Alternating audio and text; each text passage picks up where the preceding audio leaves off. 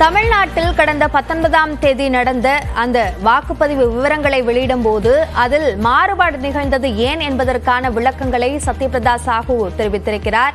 அதில் செயலியில் கிடைத்த தகவலின் அடிப்படையில் வாக்குப்பதிவு சதவீதம் கணக்கிட்டப்பட்டதால் தவறு நிகழ்ந்ததாக அவர் குறிப்பிட்டிருக்கிறார். கூடுதல் விவரங்களை நம்முடைய சிறப்பு செய்தியாளர் அபினேஷிடம் கேட்கலாம்.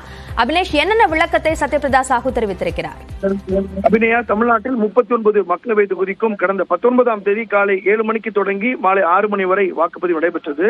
இந்த நிலையில் அன்று இரவு 7 மணிக்கு தேர்தல் ஆணையம் கொடுத்த அந்த வாக்குப்பதிவு சதவீதம் பிறகு கொடுத்த 12 மணி அளவில் கொடுத்த அந்த சதவீதத்திலும் பெரிய அளவு மாறுபாடு இருந்தது. இதனால் ஒரு குளறுபடி ஏற்பட்ட நிலையில இது தொடர்பாக தமிழ்நாடு தேர்தல் அதிகாரி சத்யபிரதா சாஹூ சில விளக்கம் அளித்திருக்கிறார். வாக்குப்பதிவு அன்று நடந்த சதவீத குளறுபடி ஏற்பட்டதற்கு காரணம் செயலியில் கிடைத்த தகவல் அடிப்படையில் தான் சதவீதம் கணக்கிடுதல் தவறு நடைபெற்றது. செயலில் அனைத்து வாக்குச்சாவடி அலுவலர்களும் கட்டாயமாக அப்டேட் செய்ய வேண்டும் என எந்த உத்தரவும் இல்லை. ஒரு சிலர் மட்டுமே அப்டேட் செய்தார்கள். இதன் காரணமாகவே இந்த வாக்குப்பதிவு சதவீத குளறுபடி ஏற்பட்டதாகவும் தேர்தல் நடத்தும் அதிகாரி கையெழுத்து போட்டு கொடுக்கும் தகவல் காலதாமதம் ஆகும். அதன் காரணமாகவே அந்த செயலில் இருந்து வரக்கூடிய தகவல்களை அவ்வப்போது ஊடகங்களுக்கு கொடுக்கப்பட்டதாகவும் அவர் தெரிவித்திருக்கிறார். தொடர்ந்து அதிகாரப்பூர்வமான ஒரு அந்த எண்ணிக்கை நள்ளிரவில் கொடுக்கப்பட்டது. மீண்டும் தொடர்ந்து அந்த டேட்டா என்ட்ரி பணிகள்லாம் நடைபெற்று முடிந்த தகவலை நேற்று காலையில அதிகாரப்பூர்வமாக அறிவித்தோம் அப்படிங்கிறதும் சத்யபிரதா சாஹூடைய தகவலாக இருக்கிறது. மேலும் மிக முக்கியமாக இந்த 50,000க்கு மேல் தேர்தல் நடத்தை விதிமுறைகள் அமலில் இருப்பதால் 50,000க்கு மேல் எடுத்து செல்லக்கூடிய அந்த கட்டுப்பாடுகளை சில தளர்வு கிடைத்திருக்கிறது. உள் மாவட்டங்கள்ல பொதுமக்கள் 50,000 ரூபாய்க்கு மேல் எடுத்து செல்லலாம்.